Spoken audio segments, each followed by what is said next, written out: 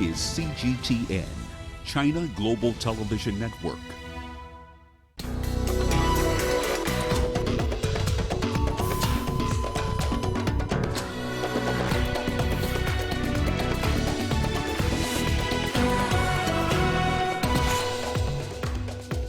Uganda and Rwanda reach agreement to end hostilities. IGAD pushes for face-to-face meeting between Kiir and Machar. And military and civilian members of Sudan's newly formed ruling body sworn in. Hello and welcome to Africa Live. As always, great to have you with us. I'm Richard Nta, live in Nairobi. And for those of you joining us from across the continent and around the globe, we thank you for joining us. And tonight, I'm alongside my colleague Uche, who has our business headlines. Uche. Thank you, Richard. And here's a look at what's coming up on Africa Live Bits. Zimbabwe's month-on-month inflation rate falls to nearly 21.04% in July, compared to about 33% in June. And a report estimates that migrant remittances to Nigeria could hit $34.8 billion by 2023. Of course, all that coming up within the program. For now, it's back to you, Richard. Thank you, Uche. We begin with Rwanda-Uganda ties. The presidents of Rwanda and Uganda have agreed to mend political fences after deepening tensions that culminated in block trade between the East African neighbors. President Paul Kagame and his Ugandan counterpart Yoweri Museveni signed a memorandum of understanding on regional cooperation and security. The agreement was signed at a regional summit held in Luanda, Angola. President Kagame said the agreement addresses issues including the borders closures and trade blockages. In February, Rwanda closed its Gatuna and Cyanika border points with Uganda. The closures have disrupted trade between the two countries. For more on this, we are joined by Yusuf Serunkuma, a political analyst and a PhD fellow at Makerere University Institute of Social Research. Thank you for joining us. Thank you for joining us here on Africa Live. First things first, how significant is this agreement, and to what extent had the tensions affected relations and trade in the region? Thank you so much for having me. The agreement, when you ask the question how significant it is, that's a very leading question. I think the agreement is an icing on the cake because, you know, relations are settled. There's not been big skirmishes between the two countries. Under the circumstances, there's so much work done in the background, so the agreement is the icing on the cake. However, there will be relief on the part of the traders because the blockage of trucks going to Rwanda and coming to Kampala has been really counterproductive to the regional business people. So now that this agreement has been signed and vehicles are going to start moving, I think that's a major breakthrough for the agreement. Well, Yusuf, the tensions were born out of the allegations from Kigali and Kampala that Kampala is arresting Rwandan nationals and actively aiding rebel groups. Allegations, of course, that Uganda has repeatedly denied. What are some of the issues that this memorandum of understanding addresses? Can you talk to us about that? In the agreement, it's not properly indicated whether these issues were discussed. But if you look at the tweets from the two presidents, they show that they spoke about so much more than what the agreement can actually capture. But what is outstanding is that both of them admit to supporting dissident groups within the two countries. But the problem with it is that, you know, the dissident groups are not on the table. They were not part of the negotiations. So the problem is that, you know, the groups that have grievances with the governments on either side have not come to this table. So that means that, you know, the grievances remain. So, you know, the idea that African conflicts can only be settled by groups coming together and entering a peace agreement is sort of is barely scratching the surface, because there are bigger issues that are really causing distance in these two countries. So if those issues are not addressed, just signing an agreement is good but not good enough. The issues remain barely touched. Well, we do know that there are several key proposals in the agreement, including the establishment of a commission to see through its implementation. Is there enough political will among the leaders? From your perspective, how do you see it? That's difficult to say for now about the idea of political will, because you know that misunderstandings between these two countries have been there for a very long time. The two presidents that are coming together and agreeing on this misunderstanding have had confrontation with each other for quite some time. And these are some of the longest serving leaders in this region, and I think on the continent. So the idea of political will, it remains to be seen. Because for a very long time, they've been disagreeing and coming together, But the thing is, as long as the underlying issues are not touched, it is difficult to say that whatever is going to come up in the aftermath of this agreement will be binding. Because, there are grievances in these countries. If you are supporting dissidents in Rwanda, if there's dissident movements in Rwanda, it means there are grievances in this country. If there are dissident groups in Kampala, it means there are grievances. This is the bedrock of this conflict. So without these issues being addressed on the table, the idea of setting up a committee, we've tended to reduce this conflict to mean egos between two people. It's a clash of egos between Mr. Museveni and Paul Kagame, and I think that's really dangerous, because the more we say that, the more we forget that there are issues that make these egos visible. So we need to, in the aftermath of this agreement, we'll be looking at how the real issues that are at the core of this conflict are addressed or not. Without that, I think the idea of political will is difficult to talk about now, because the issues are the central thing that I think need to be discussed. All right. Yusuf Serenkuma, thank you. He's talking to us from Kampala Live. Thank you for your insights and thank you for sharing your perspective. Moving on. The Intergovernmental Authority for Development now wants Sudanese President Salva Kiir and opposition leader Riek Machar to have a face-to-face meeting. This follows a meeting held in Addis Ababa over the implementation of a peace deal. Coletta Wanjohi has more from Addis Ababa. Seemingly still a long walk to stability in South Sudan. The November deadline to form a transitional government is nearing. But the government and opposition parties are yet to compromise. The region is getting impatient. The impediments which have affected the implementation of the pre-transitional tasks include limited funding, late disbursement of funds, lack of disbursement of budgeted funds, leaders' insufficient commitment, and prioritization of tasks and delay in fulfillment of pledges for in-kind support. One of the main hurdles is how and when to unify the country's security forces. They are able to identify cantonment areas, they are able to verify cantonment areas, they are able to direct forces to report to cantonment areas. We are aware now at least 60% of the cantonment areas have witnessed soldiers that have come to the cantonment areas and to the barracks, but they are not being registered right now. They are not being screened to meet the conditions to be trained as a unified armed force. And also the lacking food in the cantonment areas. The infrastructure is not helping. IGAD says to hasten this operationalization of forces, the South Sudan government must honor its financial pledge. $84 million or so to start the process. The government has contributed, had promised 100 million. We cannot move without the money available. So that's really something that we need to agree in the course of the day. The parties are also yet to agree on how many states South Sudan should have. While the government wants 32, the opposition has insisted on only 10. With the push and pull, there is donor fatigue over the South Sudan peace process. International partners are demanding progress. It is really urgent that all the parties in South Sudan to seize the important opportunity, continue sticking to the track of political settlement, moving forward the same direction and effectively implement the peace agreement. The meeting has also asked that an IGAD summit be organized for regional heads of state. It would discuss the lifting of opposition leader Riek Machar's house arrest and push for the face-to-face meeting between the opposition leader and President Salva Kiir. The November deadline for the formation of a transitional government is an extension from May. The region and the international community have made it clear they will not support any further delay.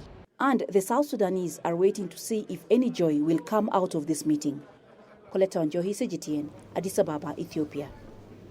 A community-based reconciliation event in Juba's Rajaf County was held to encourage residents to meet in peace efforts following the peace deal signed last year in Addis Ababa. In celebrations of the return of relative calm, traditional dancers from different ethnic groups entertained the crowds. The UN Miss event was organized in collaboration with the reconstituted Joint Monitoring and Evaluation Commission and the National Pre-Transition Committee. Peace Commission leaders also spoke to the grassroots communities about the last revitalized peace agreement signed in 2018 and distributed copies to the citizens during the event. We are waiting for this peace. This is what we want in South Sudan so that we can rest. We have suffered enough with poverty, war, looting on the roads, no food, no water. I really want roads to be open. As we now begin to leave behind the history of violence, we all South Sudanese must stand up to embrace and even kiss this peace, forgive ourselves and reconcile. We are committed to working with you, the leaders and the citizens of South Sudan, as you chart your own path towards peace. It is not an easy journey, but the United Nations will continue to be by your side as a partner in peace. Thank you for your efforts.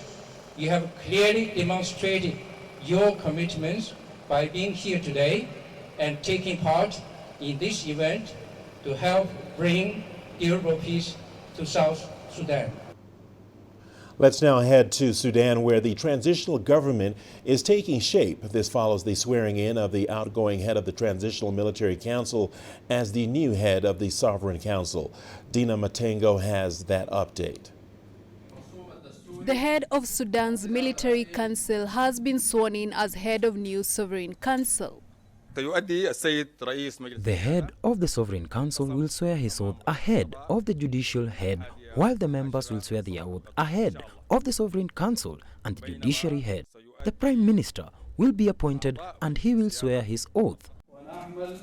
General Abdel Fattah al-Burhan is the first to take the oath, as the former ruling transitional military council that he led begins collapsing into a new outfit called the Sovereign Council. The rest of the members will follow suit at later dates and hours as part of an agreement that was signed recently. An agreement that will see the military leadership and opposition coalition form a transitional government. This follows the completion of the formation of an 11-member sovereign council, which will run the North African nation for just above 3 years, after which an election will be organized. Polls that will see the nation fully be under a civilian government. So far, only 10 members of the Sovereign Council will be taking the oath. The 11th member will be jointly nominated by the military and opposition members at a later date. So far, economist Abdallah Hamdok has been nominated as the tentative prime minister. Dina Matengo, CGTN. You are watching Africa Live on CGTN. We've got a lot more stories coming your way, including 80 migrants finally allowed to disembark after 19 days standoff near Italy's Lampedusa Island. And we see how farmers in Kenya are embracing irrigation to boost food security.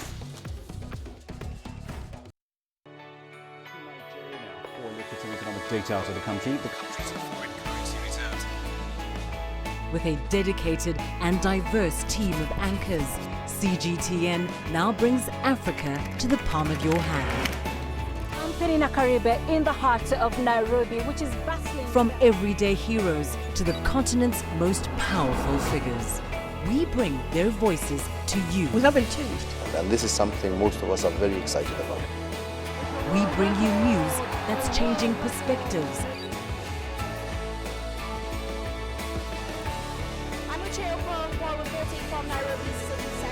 News that brings Africa to the world.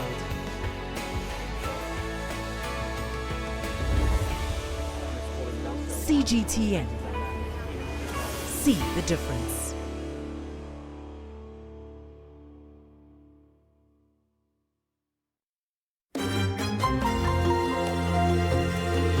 Africa Live. Find your voice.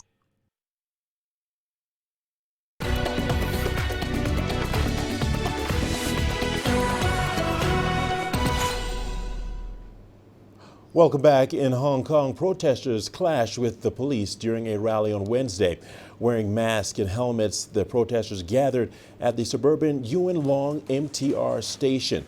Some protesters also blocked the exits and roads leading to the station, pointing laser pens and shield-bearing officers. Local police said they had no choice but to use restrained force to disperse the protesters after repeated warnings. Meanwhile, an employee of Britain's consulate in Hong Kong has been detained in the city of Shenzhen for violating the law. The Chinese Foreign Ministry says the man is a Chinese national and the detention's totally China's domestic affair. Beijing has also criticized Britain for making irresponsible comments about the situation in Hong Kong, urging it to stop interfering in China's domestic affairs. Migrants from the Spanish charity ship Open Arms have finally disembarked in the Italian island of Lampedusa after nearly 3 weeks at sea. The move follows an order by an Italian prosecutor for the seizure of the ship and the evacuation of migrants on board, ending a prolonged standoff between the Spanish charity and the government in Rome. The Open Arms ship, run by a Spanish charity, had been stranded at sea for the past 19 days. Spain yesterday dispatched a warship to Lampedusa to pick up the migrants. This news comes as Médecins Sans Frontières said on Tuesday's Twitter that it fears another boat packed with over 100 migrants had sunk off the Libyan coast. There was no immediate confirmation from Libyan authorities on this. The United Nations says violence in the southern Libyan town of Merzouk involving air and drone strikes has left at least 90 people dead, displacing more than 9,450 others. The Office for the Coordination of Humanitarian Affairs has condemned the escalation in the small oasis town. According to reports, the local media, the clashes involved the Tubu tribe and the self-styled Libyan National Army of Commander Khalifa Haftar, which in April began an offensive on the southern outskirts of Libya's capital, Tripoli.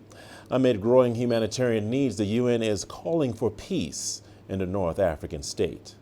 Casualties on all sides of the fighting have continued as a result of airstrikes by planes and drones, indiscriminate rocket attacks and shelling, and direct fighting on the ground. We know for a fact that at least 6 children two of them were killed, 4 of them were injured in a strike that hit a house hosting internally displaced people on the 8th of August. The United Nations Population Fund, UNFPA, is organizing the second edition of the Youth Forum in the Arab region in Tunis. The forum is themed Knowledge at the Service of Youth in the Arab States. The regional event is bringing together youth representatives, influencers and partners, including youth civil society organizations, academic and research institutions, private sector, religious leaders, the UN and other development partners and donors. We want to focus on the positive side and what Arab youths can achieve instead of stopping at challenges and difficulties. We are aware of the difficult situation in the region and that Arab youths are drowning at the sea to flee unemployment, but there are many success stories. Several success stories were presented during the 3-day forum. Organizers highlighted the role of Arab youths in finding solutions to their own problems, while setting achievable goals in education, research, migration, security, economy, sport and other fields. We've created an online platform to connect Arab youths. We cannot improve the living conditions and boost the economy in the region without sharing our thoughts and findings. The presence of the Palestinian delegation here in Tunis shows that Palestinian youths who are often ignored and unable to travel can contribute with ideas, projects to improve the situation of Arab youths. 250 young people from 20 Arab countries are participating in workshops to discuss their ideas based on their knowledge before presenting 4 regional projects at high-level ministerial dialogue session.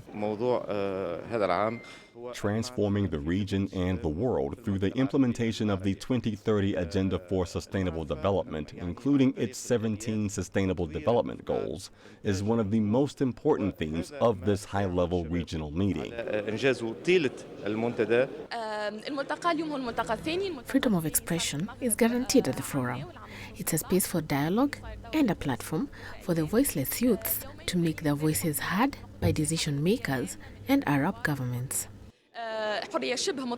The United Nations Population Fund places a special emphasis on young people as decision makers who are committed to significant and concrete choices that affect them as well as their peers, communities and countries. Tunisian and foreign participants say the forum, designed to constitute a youth space in the Arab region, is intended to open horizon for dialogue, debate, tracking, development and implementation of a dynamic youth agenda in the region. Adnan Shawishi, CGTN, Tunis. Meanwhile, in Nigeria, a recent directive by President Muhammadu Buhari asking the central bank to restrict foreign exchange for food imports is generating a lot of reaction. President Buhari insists the country has achieved food self-sufficiency, but many analysts criticize the directive as undermining the independence of the central bank, adding the country is still far from achieving food self-sufficiency. CGTN's Deji Badmus has more. At the heart of the debate over the president's directive is whether indeed Nigeria has attained the level of food self-sufficiency that would necessitate the imposition of the kind of forex restriction he wants. Most analysts say the answer is a categorical no.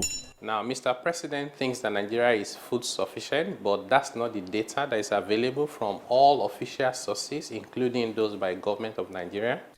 Nigeria has been investing heavily in agriculture as a means of diversifying the economy and win the country away from oil. Its food import bill has been on a steady decline, with the country's central bank estimating that Nigeria saved over $21 billion between January 2015 and October 2018 on food imports. As it relates to rice, we've seen a lot of improvements, actually. And if you check the data around the rice importation, it has really, really reduced. Despite the significant improvement in local food production, Kunle is quick to add that Nigeria cannot do away with imports. You can see America is a top producer of food and they also import a lot. China the same, India the same, and what you can see is that the application, even in terms of food variety as a country, it is almost impossible for you to produce everything you want to consume.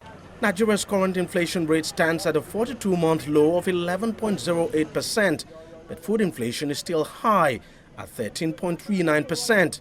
Many say the president's directive, if implemented, could erode the gains that have so far been made. Now, bear in mind also that food items, unless strictly and narrowly defined, means also that some items that you import that form raw materials and semi-products into production of other products would also be affected.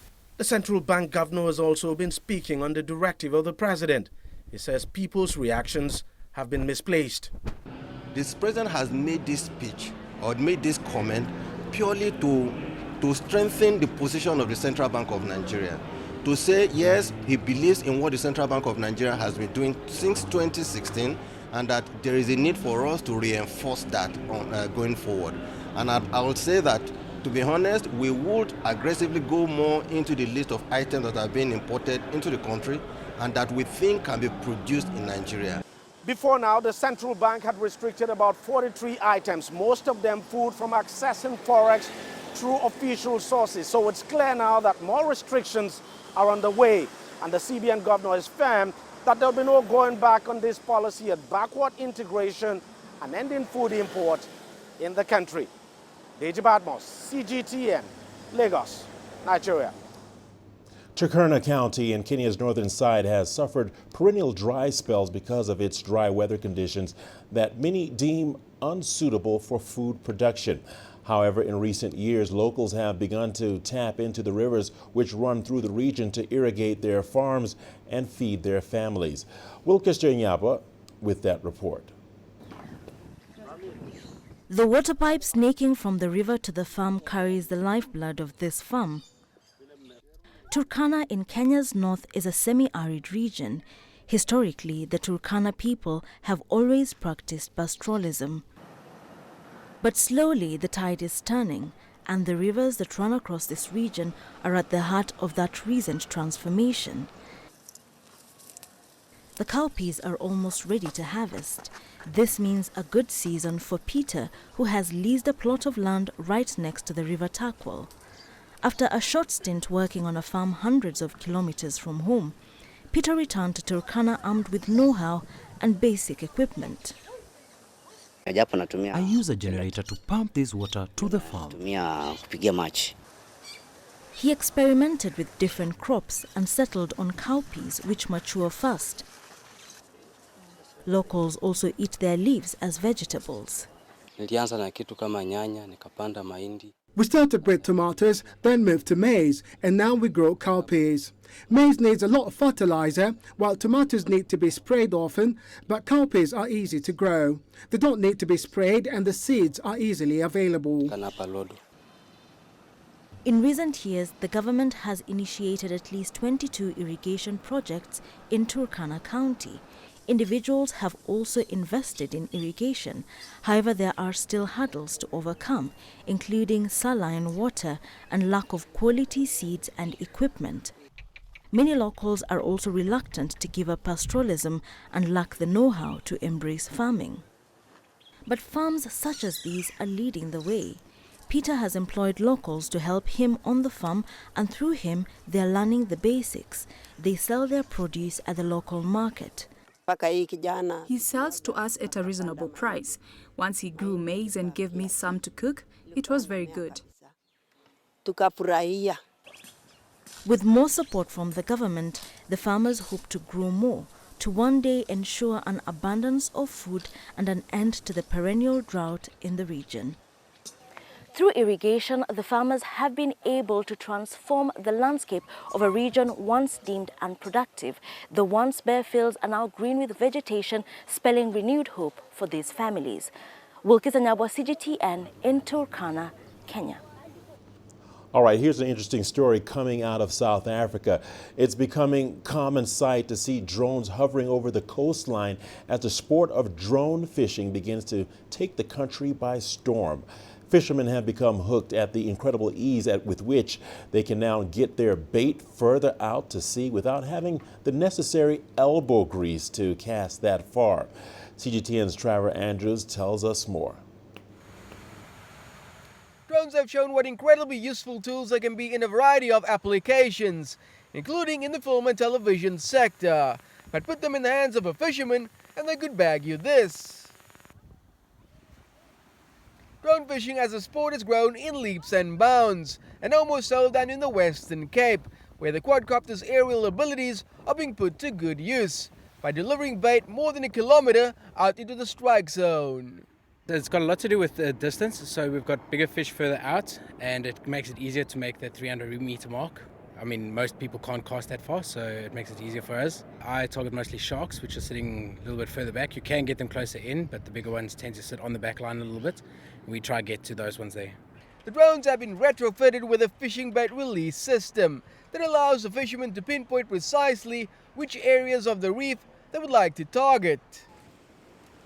Catching elephant tuna was once only a dream for rock surf anglers. Now though, with the drones' help, they can target them far beyond the back line.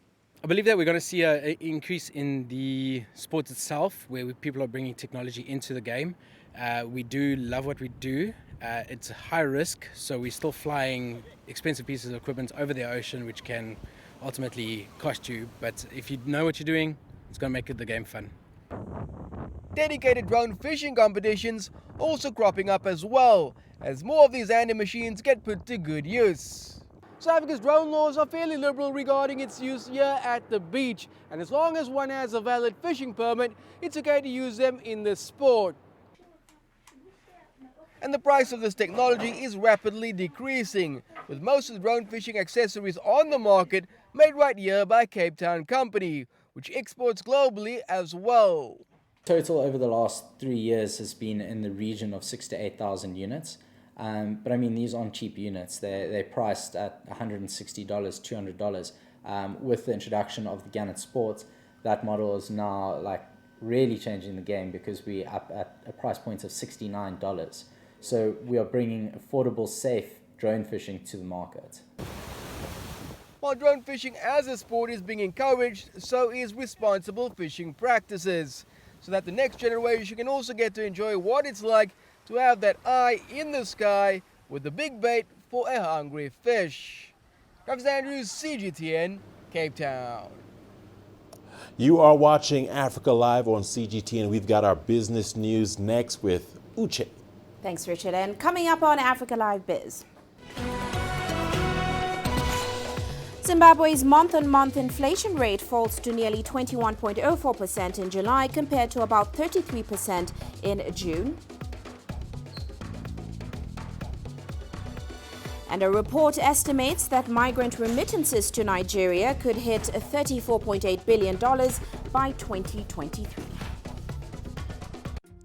Africa is the nexus of enterprise, and global business will tell you why it matters. From the mega investment projects to multi-billion-dollar mergers and acquisitions. Africa today collects, just in terms of revenues from taxes alone, $545 billion a year. If you take 10% of that and you devote it to the energy sector, problem solved.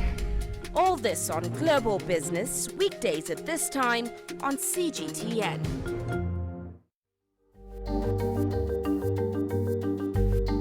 Africa Live. Find your voice.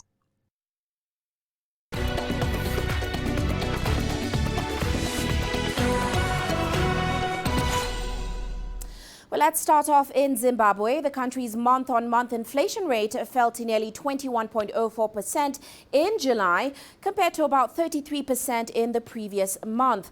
Now, the Southern African nation is currently in the midst of a major recession. Zimbabwe's annual inflation rate hit 175% in June, which on the back of foreign currency shortages, a debilitating power crisis, and low productivity. Now, the resulting economic crisis is now forcing many Zimbabweans to leave the country. President Emmerson Mnangagwa promised an economic revival after he succeeded the state's long-ruling president, Robert Mugabe, in 2017. However, he is yet to deliver that as the country continues to sink further.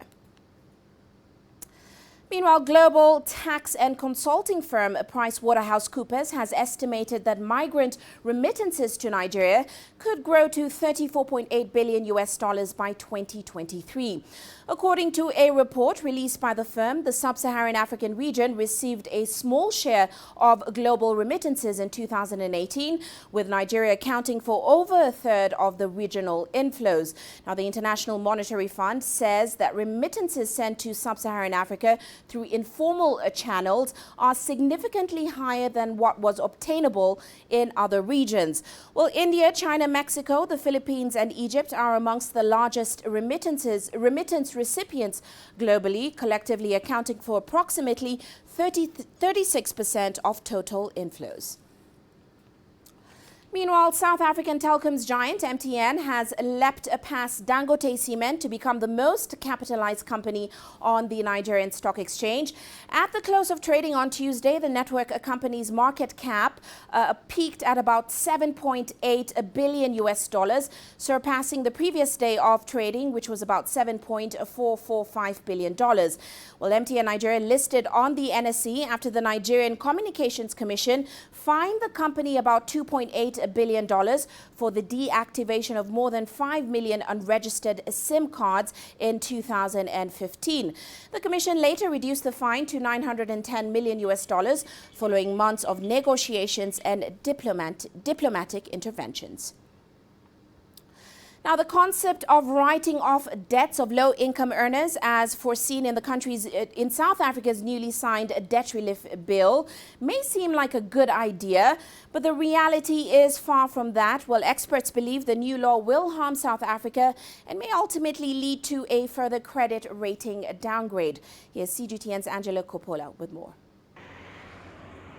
It's good news for consumers that fall into those categories, but the National Treasury estimates that debt relief proposals could result in write-offs of anything between $950 million and $1.5 billion of debt, and the banks aren't happy about this. There are written contracts that mean there's a payment's got to be paid off over time by law.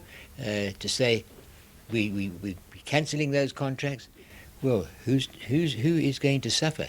The banking sector itself, but not only the banking sector, because their ability to advance credit to the more reputable borrowers is now going to be impacted because the banks have had to take a possible thundering great loss. We believe it's bad because it brings significant risk into the system, gives the minister significant powers to actually raise the thresholds from 7,500 rand to something else and so on.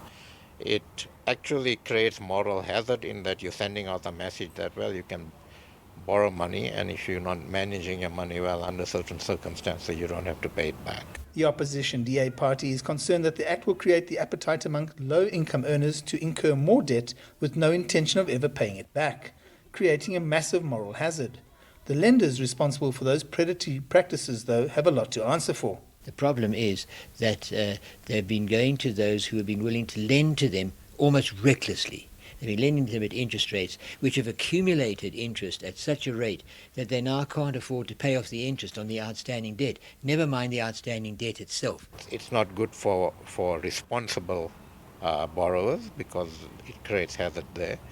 And it actually sends out a message that we're interfering in what the market can sort out. Trade Union Federation COSATU says it's one of the most pro-poor and pro-worker acts to be passed by the country's parliament.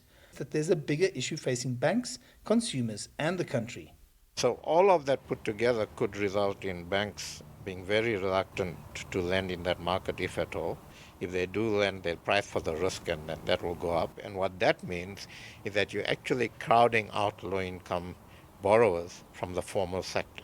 Moral hazard and risk are words that are being introduced into the financial services sector, something that the ratings agencies don't want to hear. But for those who are indebted, it's a sense of relief that they're starting to feel.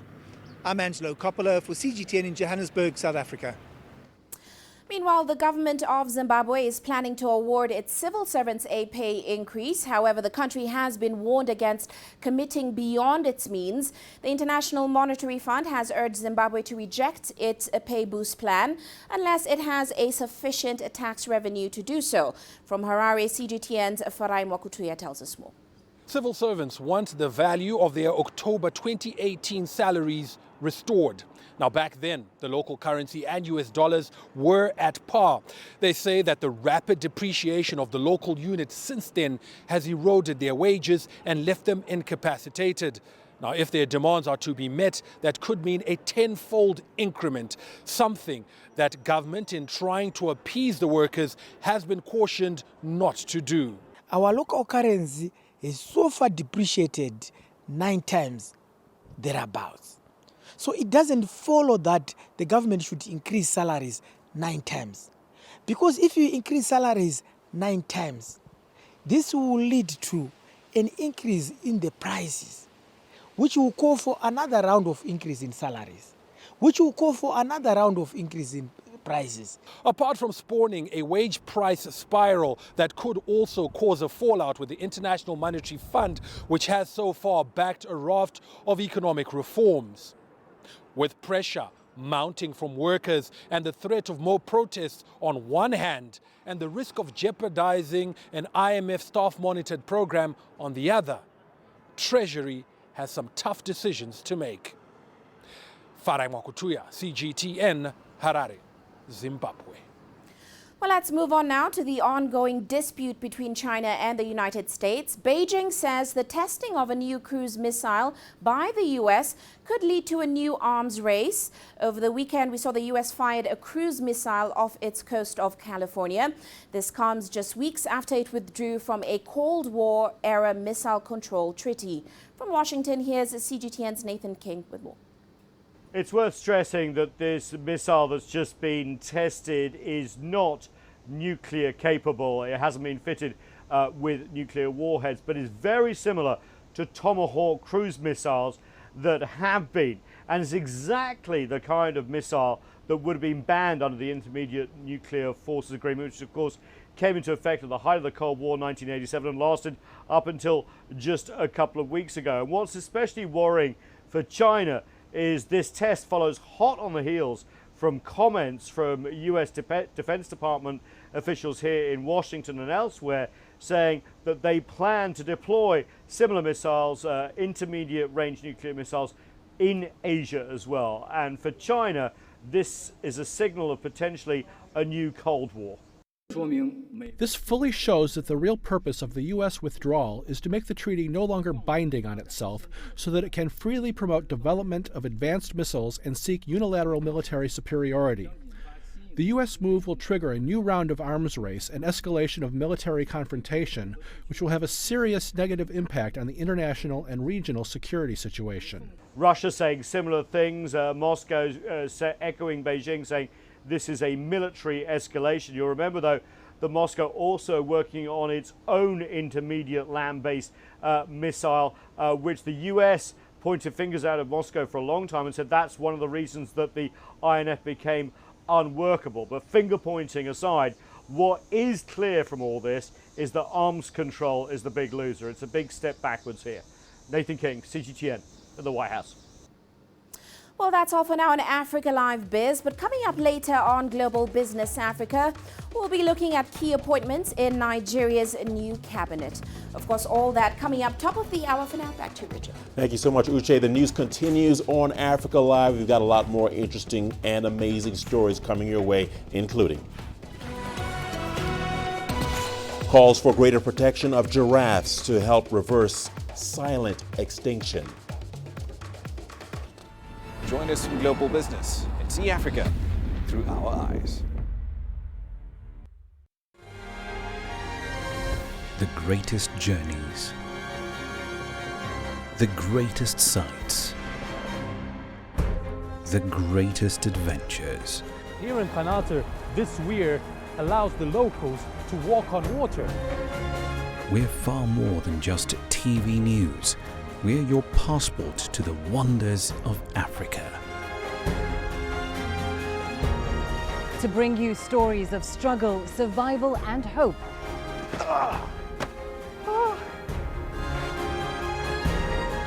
So let's explore.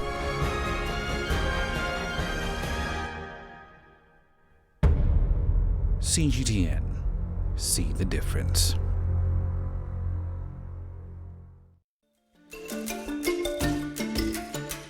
Africa Live. Find your voice.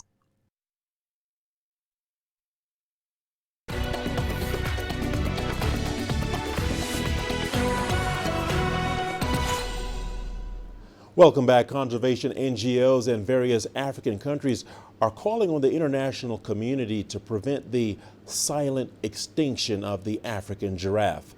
CGTN's Brian Toussaint reports. Giraffe population is said to have decreased by 36 to 40% over the past 30 years.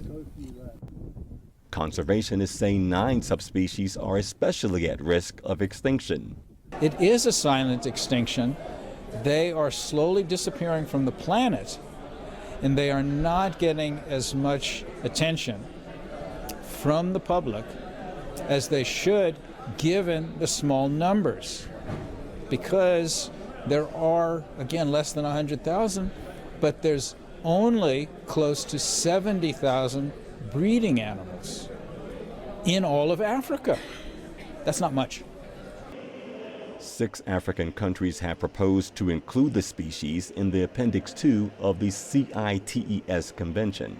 Here, countries have to determine the status of the species in their territories and provide global trade data. The listing on Appendix 2 does not forbid trade, but it regulates it. You have stable populations of giraffe, then you can commercialize them. But what we want to prevent is for our subspecies, which are endangered, to end up caught up in this trade, and that is exactly what we came to ask for here, and thank God we have the support of a great number of countries. The decrease in population of the African giraffe stems from a number of things, including the encroachment by humans into the animal's natural habitats. Ecological changes, civil unrest, and local conflicts further complicate conservation efforts. Illegal hunting is also another major threat. If somebody illegally kills an endangered species of giraffe and those parts get taken, somehow shipped across boundaries to a country where you can legally export the killed giraffes, and they're all mixed up, you don't know where they came from. And so that's the current situation. With Appendix 2 on CITES, that could no longer exist because every giraffe that would be exported has to have a pedigree.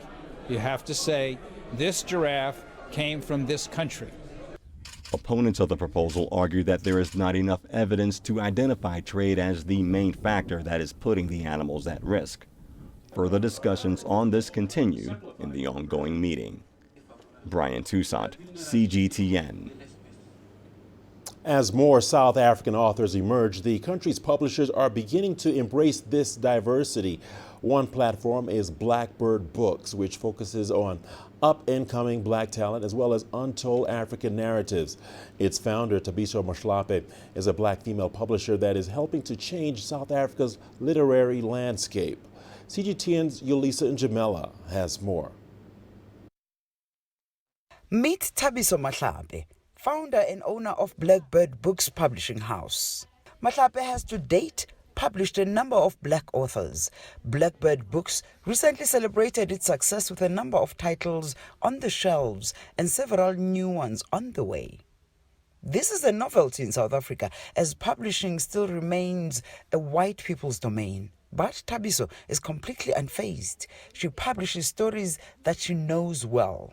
The book publishing industry in South Africa has been extremely slow to transform. It basically lacks diversity, and Mhlape is working hard to ensure that the status quo is changed. Black stories are the only stories that I know that I'm intimately familiar with.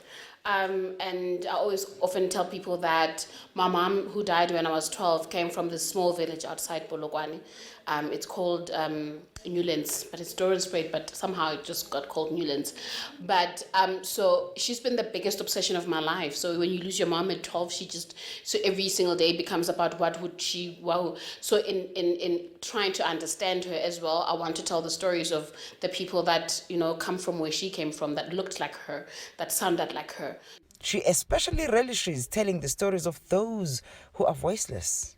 So when I did, for example, Broken, which is a book on the shameful legacy of gold mining in South Africa, I when it got submitted to me, I immediately connected to the thing about it where there are no men in the village because they're all off, so migrant labor. But also that when I used to go to my mom's village, because we'd go over the holidays, but when I was younger, there were no men. And I noticed it in my head that there's basically no men. And then later on, as I grew up, there's men mushrooming, in one house or another, but they didn't look good. And soon enough, they were dead. So, and that's the kind of stories that are in that book, of men who leave as healthy young men and then come back to die. So those are the stories that I want to publish. It's things that I have seen. And it's also for me a means to allow Black people to begin to explain themselves. The tide is turning now. It's turning, it's slow.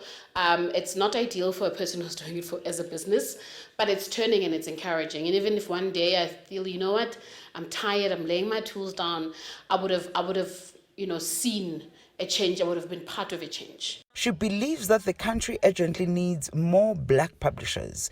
Yolisa Njamela for CGTN in Johannesburg, South Africa. All right, the news continues on Africa Live. We've got your sports news coming up after the break. Don't touch that dial. Here's what's ahead. Former Rwanda and Uganda coach Miko signs for CAF Confederations Cup champion Zamalek in Egypt. Africa, where champions are made, records are broken, legends are born. We're there for every goal, for every knockout, for every step of the way.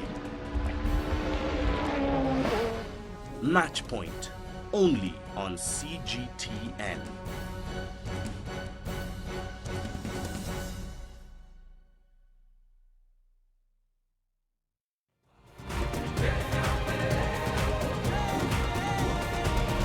Africa Live. Find your voice.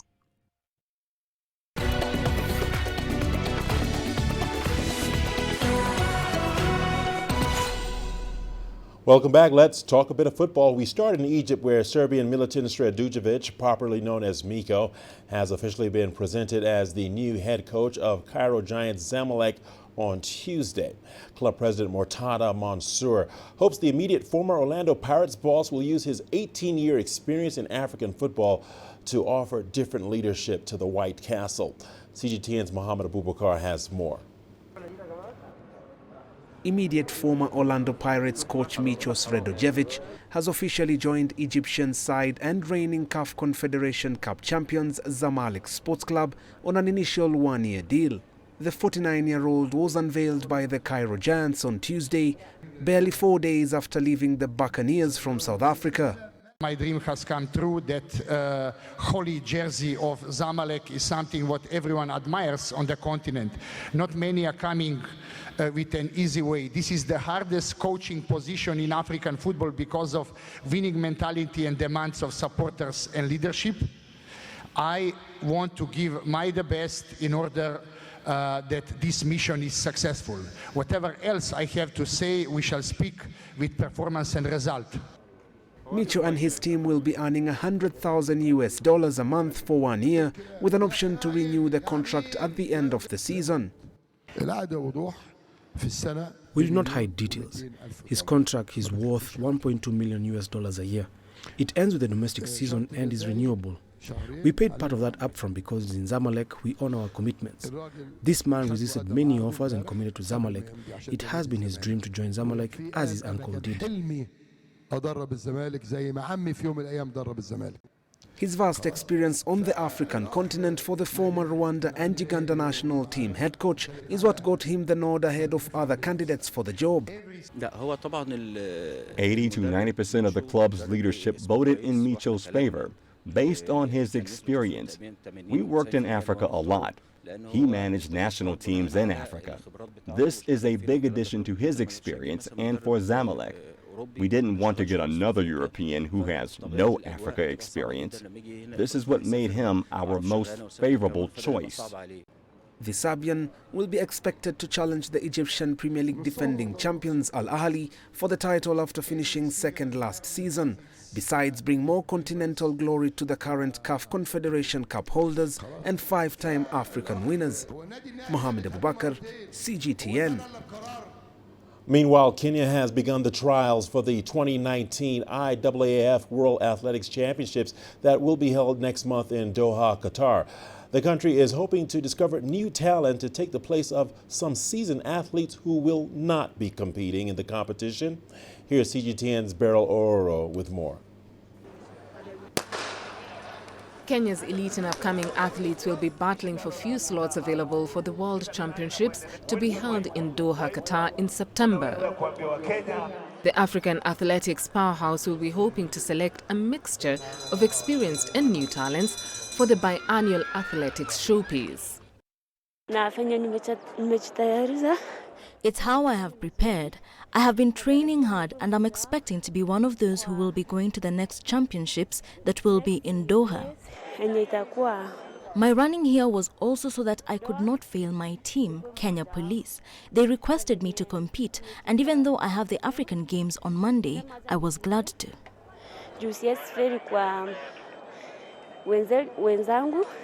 What can you say about the data? Former world and Olympics champions are forced to work extra hard to ward off competition from youngsters seeking to prove their mettle. The timings, yes, but it's a little slow race, but I'm happy to qualify for the finals. Nevertheless, my target was to qualify for the finals, so the final will tell itself, yeah. There are times when you are up, there are times when you are down. Never really give up. I always stay up, even when things were tough. So it's not that you start training today and you have to shoot. But a good athlete has a progressing, ascending way, not only to start like a year and then down. Was a world record holder for the men's 3,000 meters. This competition also provided an opportunity for the refugee athletes to compete alongside Kenyans to qualify for the World Championship. My intention was just looking for time in order to qualify to go to Doha. Yeah, because what I see now, my time, it is still down, so I have to go back for training. Kenya will be seeking to replace aging and retiring athletes with a crop of new faces at the end of the 3-day championships. Beryl Oro, CGTN. Portugal forward Cristiano Ronaldo has told one of the worst years of his life following accusations of raping a woman in Las